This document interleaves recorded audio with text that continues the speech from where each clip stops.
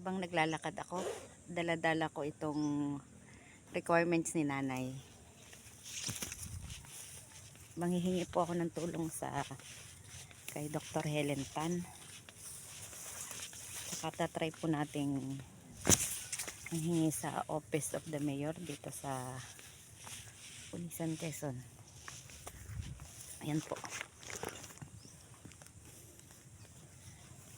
Aba ako'y naglalakad, talagang ako'y napapaisip ako kung bakit nangyari sa amin ito. Ayan, kaya ako pong umiyak, pero kailangan lakasan ko ang loob ko para sa pagkakataong ito. Ayan, yan po yung nilalakad namin. Yun yung bahay namin. Ayun pa sa dulo. Ayun, yan nilalakad namin araw-araw para po makapunta dito sa tindahan. Kaya habang ako'y naglalakad, medyo ako'y napapaisip na.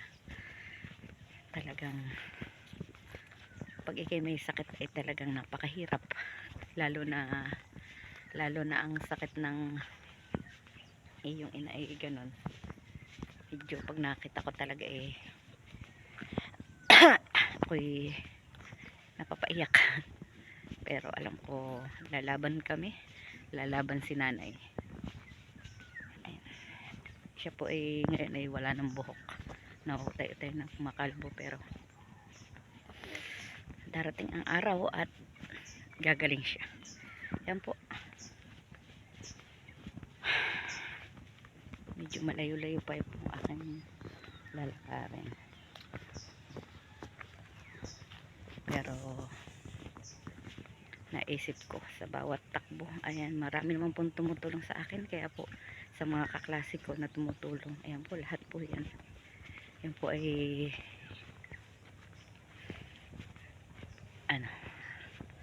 basta po lahat basta po lahat yun, tanda ko yan sila, nandito po yan sa aking puso, at ako po yung nagpapasalamat sa inyong lahat.